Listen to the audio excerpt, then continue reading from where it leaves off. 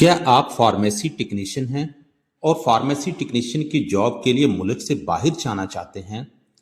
तो आज की इस वीडियो में मैं आपको तफसील से बताऊंगा कि मैंने दुबई हेल्थ अथॉरिटी का फार्मेसी टेक्नीशियन का एग्ज़ाम कैसे पास किया और ख़ास तौर पर इसका सिलेबस क्या होता है। जो बहुत सारे क्वेश्चन थे कि सिलेबस के बारे में बताएं, तो आज की इस वीडियो में आपको इसका सिलेबस भी बताऊंगा और वो तमाम तरीके भी बताऊंगा कि आप कैसे इसके नोट्स हासिल कर सकते हैं और कैसे इस एग्ज़ाम को क्रैक कर सकते हैं।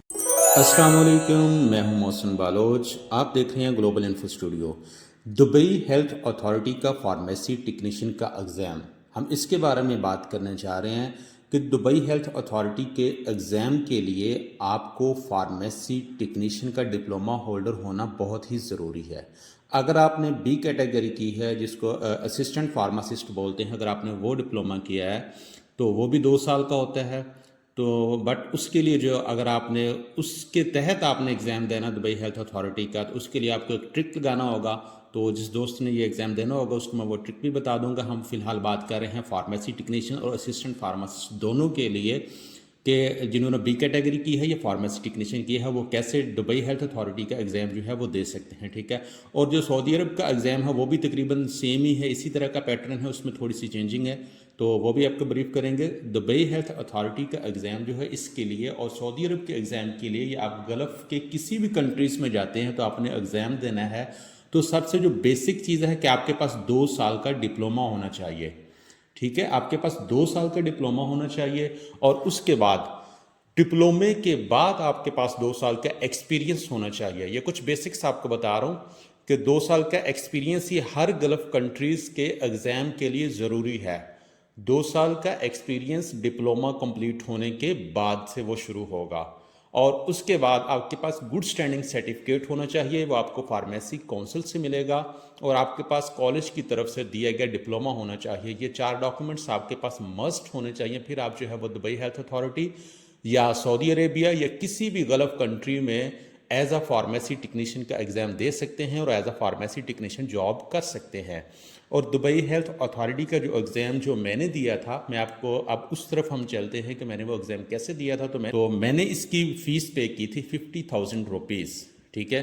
तो अब उस रेफरेंस को मैंने 50,000 रुपीज़ फ़ीस पे की थी, उस एजेंट को कह लें। तो उन्होंने जो है ना ये मेरा सारा प्रोसेस करवा के दिया था। ठीक है। तो सबसे पहले जो है वो दुबई, अगर आपने खुद चेक करना हो तो आप ऐसे कर सकते हैं कि आप गूगल पे लिखेंगे दुबई हेल्थ अथॉरिटी शरियान पोर्टल। ठीक है, वो आ जाएगा, ओपन हो जाएगा। वहाँ पे आपने अपने आईडी कार्ड नंबर और करेक्ट नेम के साथ और करेक्ट ईमेल के साथ आपने उसको जो है ना वो लॉगिन करना है। लॉगिन करने के बाद आप इससे आगे जाएंगे, वहाँ पे एक सेल्फ असेसमेंट का ऑप्शन होगा। ठीक है जी। सेल्फ असेसमेंट पे जाके आप वहाँ पे अपने जो है डाटा है वो देंगे कि मेरे पास ये वाला डिप्लोमा है, ये मेरा एक्सपीरियंस है और ये मेरे बाकी मामला जो भी वो पूछेगा आप उसको बताते जाएंगे। तो आपको विद इन 24 आवर्स आपकी मेल पे और इसी डैशबोर्ड पे आपको बता दिया जाएगा कि आप इस एग्ज़ाम के लिए अहल हैं या नहीं अहल हैं। ठीक है। तो मैंने वो सेल्फ असेसमेंट की तो मुझे उन्होंने बताया कि आप इस एग्ज़ाम के लिए जो है वो एलिजिबल हैं। तो मैंने उसके बाद अगला प्रोसेस शुरू करवाया। अगले प्रोसेस के लिए सबसे पहले दुबई हेल्थ अथॉरिटी का एग्ज़ाम देना होता है। एग्ज़ाम के बारे में आपको बताता चलूँ, ये एक सीबीटी कंप्यूटर बेस्ड एग्ज़ाम होता है। ठीक है जी। और ये इसमें एमसीक्यूज़ होते हैं, 150 एमसीक्यूज़ होते हैं और टाइम आपके पास होता है 180 मिनट। 180 मिनट्स में आपने 150 एमसीक्यू से हैं वो सॉल्व करने होते हैं। और उसके बाद जो इसमें पासिंग मार्क्स हैं वो 55% है। अगर आप असिस्टेंट फार्मासिस्ट हैं यानी कि फार्मेसी टेक्नीशियन हैं तो आपके 55% मार्क्स हैं। अगर आप फार्मासिस्ट हैं एक कैटेगरी वाले तो फिर आपके पासिंग मार्क्स जो होंगे वो 60% होंगे। तो मैंने ये एग्ज़ाम जो है वो बुक करवाया। आप डीएचए की वेबसाइट, प्रोमेट्रिक एग्ज़ाम की वेबसाइट पे जाके इसको बुक करवा सकते हैं। 240 अमेरिकन डॉलर्स, यूएस डॉलर्स जो है वो इसकी फ़ीस होती है, वो आपको पे करना होती है। पे आपने कैसे करनी है, आपके एटीएम के थ्रू जो है वो, अगर आपको वो मास्टर कार्ड है तो उसके थ्रू जो है वो इसकी फ़ीस पे हो जाती है। तो ये आप स्क्रीन पे इस वक्त देख रहे होंगे, ये मैंने जब बुक की थी अपनी तो ये अपॉइंटमेंट मुझे मिल गई थी। तो ये सिंपली आपको समझाऊँ तो जैसे आप किसी एरोप्लेन की जहाज़ की टिकट बुक करवाते हैं, वैसे ही आपने एक टिकट बुक करवानी होती है। वो आपको स्लॉट्स दे देते हैं कि पाकिस्तान में मुल्तान अब नहीं है, लाहौर, कराची, इस्लामाबाद, और क्वेटा है आई थिंक। तो यहाँ पे जो है ये आप जो एग्ज़ाम सेंटर्स हैं या जहाँ पे आप प्रोमेट्रिक का एग्ज़ाम दे सकते हैं, तो ये मैंने लाहौर के लिए अपनी सीट जो है वो बुक करवाई थी, ये अपॉइंटमेंट मैंने ली थी, आप देख रहे हैं, ठीक है। $240 इसकी फ़ीस पे करने के बाद, और ये मुझे इन्होंने डेट दे दी थी कि आप इस डेट को इस यूनिवर्सिटी में आके आप जो है ये एग्ज़ाम दे सकते हैं। तो मैंने अपॉइंटमेंट लेने के बाद इसकी प्रिपरेशन स्टार्ट कर दी, और इसके लिए मैंने नोट्स जो हैं वो लिए, वो भी आपको बताता हूँ कैसे लिए। और सबसे पहले जो मैंने नोट्स मंगवाए थे इसके लिए, वो मंगवाए थे मैंने दुबई से। जो मेरा एजेंट था जिसके रेफरेंस से मैं ये कर रहा था, उसने मुझे जो है ये 12,000 के आए थे। तो ये थे नरसिंह मैंथरा नाम की एक जो है ये कंपनी है, वो प्रोवाइड करती है ये डाटा मटेरियल प्रोवाइड करती है, एजुकेशनल मटेरियल सारा मुख्तलिफ कोर्सेज से रिलेटेड जो है। तो मैंने उनसे ये मंगवाए थे। तो स्टार्ट में ये हुआ था कि ये जब उन्होंने मुझे ये मेल की, मैंने इसको ओपन किया, ये देखें ये 3 से मेरे ख्याल 4 फाइल्स हैं, इनको मैंने ओपन किया। तो मुझे एज अ फार्मेसी टेक्नीशियन मैं इसका एग्ज़ाम दे रहा था, तो इसका सिलेबस इतना टफ था कि मुझे इसकी समझ ही नहीं आई। सीधी सी बात बता रहा हूँ भाई, मुझे इसकी जो है ना वो समझ ही नहीं आई कि इसके जो क्वेश्चन हैं वो इतने लॉन्ग और बड़े कॉम्प्लिकेटेड से टाइप थे इसके क्वेश्चन थे। तो मुझे इसकी जो है ना वो समझ नहीं आई। मैं बड़ा टेंशन में था कि ये कैसे इसको करें। तो बहरहाल मैंने इसको जो है ना इसको स्टडी करना शुरू किया, और इसके साथ साथ मैंने हेल्प ली यूट्यूब की। वहाँ से मैंने जो है ना फार्मेसी टेक्नीशियन के एग्ज़ाम के नोट्स हैं वो देखे, और उसके अलावा जो एक बुक थी पंजाब फार्मेसी काउंसिल की, तो वहाँ से मैंने जो है इसकी प्रिपरेशन शुरू की। वो जनरल बुक है जो फार्मेसी टेक्नीशियन वाले पढ़ते हैं, वो आप उसका कोर्स उठाएं फार्मेसी टेक्नीशियन का, उसकी बुक्स अगर आपके पास अवेलेबल हैं तो आप उधर से, क्योंकि इसका जो सिलेबस में आगे जाके आपको बता रहा हूँ वो सारा सिलेबस आपकी बुक्स में से ही आता है, ठीक है। कोई आउटसाइडर नहीं है, सारा कुछ आपने पढ़ा होता है वहीं से आता है, ठीक है। वो भी मैं आपको आगे जाके बताता हूँ, ठीक है। अब मैंने अपने एग्ज़ाम की तैयारी जो है वो की है, और ऑन डेट डे मैं एग्ज़ाम देने गया। तो मैं लाहौर रवाना हुआ, तो मैं लाहौर पहुंच रहा हूं, और तब तक आपसे रिक्वेस्ट है कि आप हमारी इस वीडियो को लाइक भी कर दें और हमारे चैनल को सब्सक्राइब कर दें। इससे हमारी हौसला अफजाई भी होगी, और हम आपके लिए ऐसी इन्फॉर्मेटिव वीडियोस भी लेके आते रहेंगे। जी, मैं उम्मीद करता हूं कि आपने हमारे इस चैनल को सब्सक्राइब कर दिया होगा। इसी में आपका ही फ़ायदा है, आपको ऐसी इन्फॉर्मेटिव वीडियोस मिलती रहेंगी, ठीक है जी। हम लाहौर पहुंचे हैं, नाइट स्टे वहां पे किया है मैंने, वहां पे फिर प्रिपरेशन अपनी की है जो है, और फिर नेक्स्ट डे जो है हम वहाँ पे यूनिवर्सिटी पहुँचे हैं। वो I think Christian university, Vemana Christian university है, कुछ इस टाइप का उसका नाम था।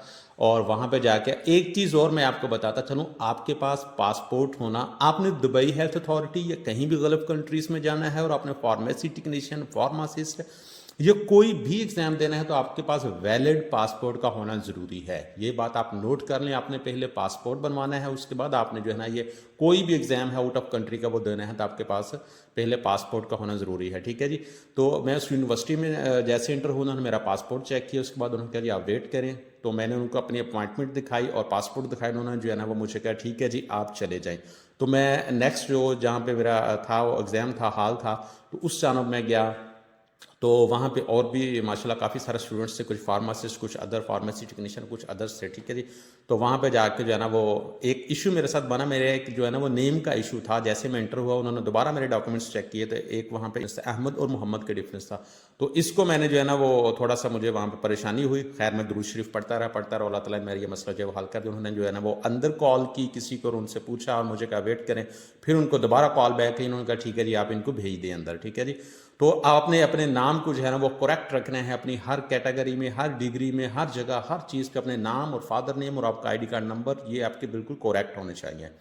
तो जैसे ही हम वो हॉल के जो मेन वहाँ पे एंट्रेंस थी वहाँ पे चेकिंग हुई, और उसके बाद हम अंदर एंटर हुए, तो उन्होंने वो एक लॉकर हमें दे दिया। लॉकर में हमने अपनी सारी चीज़ें जो हैं वो मोबाइल और आपकी पॉकेट से ईच एंड एवरीथिंग उन्होंने जो है ना वो निकलवा के उधर रख ली। पॉकेट से उन्होंने बाहर निकलवाई। तब जनवरी था, तो जनवरी में उन्होंने हमारे पास उन्होंने जो ओवरकोट वगैरह के तमाम पॉकेट्स उन्होंने ऐसे बाहर निकलवा के देखी, और हर चीज़ वहाँ पे उन्होंने लॉकर पे रख दी और इसकी की हमें दे दी। अब हम जो है ना वो हॉल के अंदर इंटर हो रहे हैं, ठीक है।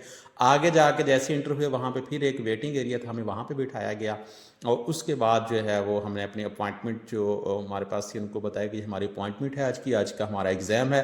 तो उन्होंने कहा जी आप ठीक है वेट करें। उसके बाद उन्होंने हमें बुलाया। जैसे ही मैं गया तो वहाँ पे उन्होंने फिर जो है फर्दर ट्रेस किया गया, मुकम्मल तौर पे कह लें कि तलाशी ली गई, ठीक है। इवन मेरे पास पानी की बोतल थी, तो उन्होंने कहा इसको आप खोलें तो उसका उन्होंने कैप जो है वो अंदर वाली साइड से चेक किया कि इसके अंदर भी कुछ ऐसा लिखा तो नहीं, कुछ है तो नहीं।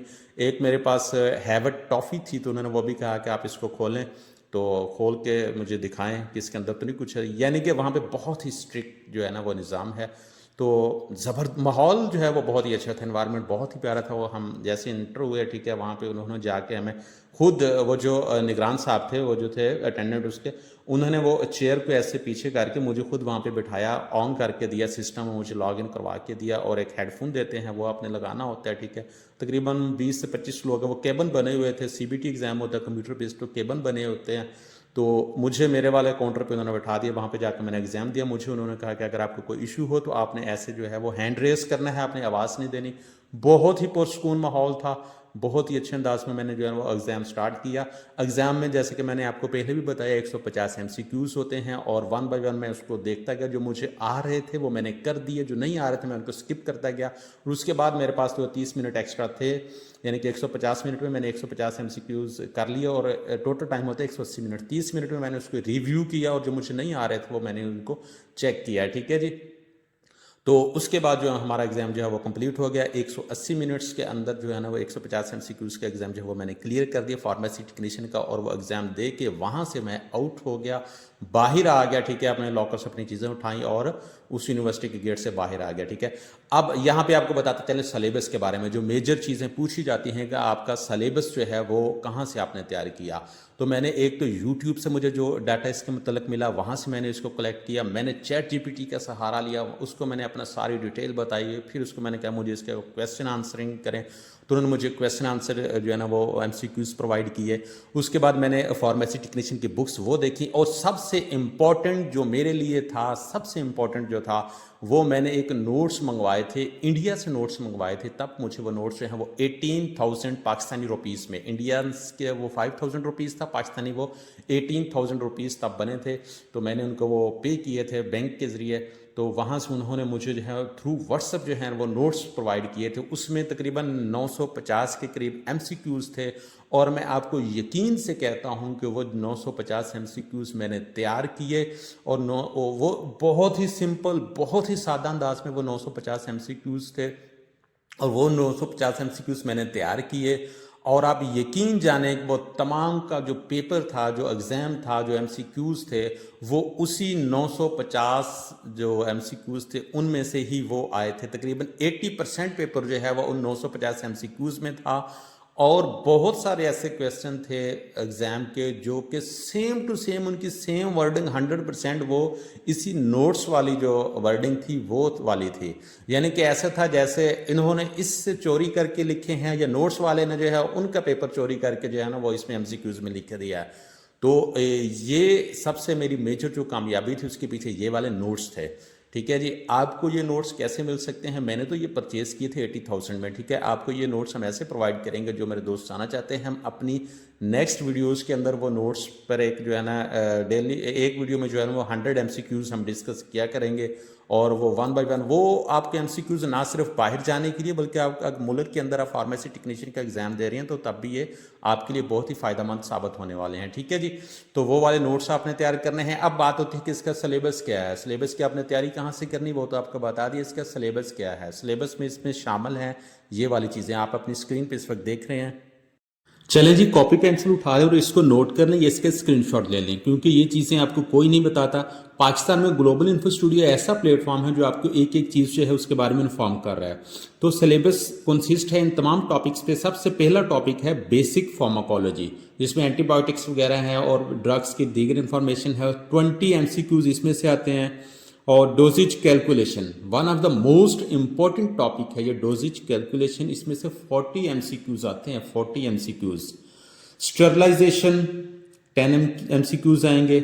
Over the counter medicine OTC medicine 20 MCQs इसमें से आते हैं। ड्रग्स फार्मूलेशन 10 MCQs इसमें से आएंगे। UAE drugs law and ethics 10 MCQs इसमें से आएंगे। और cold chain management system 10 MCQs इसमें से आएंगे। Inventory and store management 10 MCQs इसमें से आएंगे। Observations and common medical terminology जो हैं 10 एमसीक्यूज इसमें से आएंगे। एब्रीवेशन आपको जो है ना वो मिल जाएंगे, काफ़ी जगह से आपने ऑलरेडी पढ़े भी हैं फार्मेसी टेक्नीशियन पर, बाकी भी आपको मिल जाएंगे।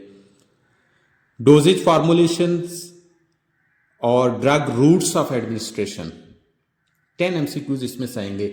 ये तमाम टॉपिक्स आपकी स्क्रीन पर नजर आ रहे हैं, ठीक है। 150 एमसीक्यूज हैं, वो इन्हीं टॉपिक्स में से आएंगे। ये या तो आपने ऑलरेडी पढ़ लिए हैं, या अगर आपने पढ़ने हैं तो हमारे जो नोट्स आ रहे हैं नेक्स्ट वीडियोस में, जहाँ से मैंने तैयारी की थी, वो आपने देखने होंगे, उनको पढ़ना होगा। तो आप हमारे चैनल को सब्सक्राइब कर लें ताकि वो तमाम नोट्स की वीडियोस जो हैं वो आपको बर वक्त मिल सकेंगी, ठीक है जी। इसका मैंने एग्ज़ाम दे दिया और उसके बाद सेम डे में इसका रिजल्ट भी आ जाता है। तो जैसे मैं वापस आ रहा था अपने घर की तरफ, लाहौर से बाहर ही निकला तो रिजल्ट भी आ गया। तो मैं बहुत एक्साइटेड था, मुझसे गाड़ी भी ड्राइव नहीं हो रही थी, तो बंदा वाकई एक्साइटेड होता है।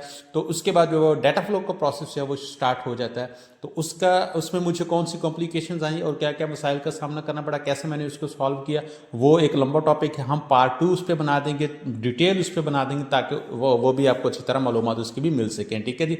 उम्मीद है आज की आपको ये वीडियो पसंद आई होगी। अगर वीडियो पसंद आए तो आप हमारे चैनल को सब्सक्राइब कर लें ताकि हमारी आने वाली वीडियोस जो है वो भी आपको मिल सकेंगी। और इसी तरह के बाकी जो डाटा के रिलेटेड अगर आपको कोई क्वेश्चन हो, कोई आपको कमेंट सेक्शन में आपको अपने क्वेश्चन करें, मैं एज सुन एज पॉसिबल आपको उसका रिप्लाई ज़रूर दूंगा। और मैं आपका हर तरह से ख्याल रखता हूँ, आप मेरा ख्याल रखिएगा। आप हमारे चैनल को सब्सक्राइब करें और वीडियो को लाइक कीजिए और अपने दोस्तों के साथ शेयर कीजिएगा जो फार्मेसी टेक्नीशियन के स्टूडेंट्स हैं या बाहर जाना चाहते हैं, उनके साथ ये वीडियोज़ को भी लाजमी शेयर कीजिएगा। तो पार्ट 2 का वेट कीजिएगा, उसमें हम जो है वो नेक्स्ट पार्ट सारा बताएंगे और आपको A to Z इंशाल्लाह ताला हर चीज़ जो है वो क्लियर हो जाएगी। अपना बहुत सारा ख्याल रखिएगा। Thank you so much. Allah हाफिज़।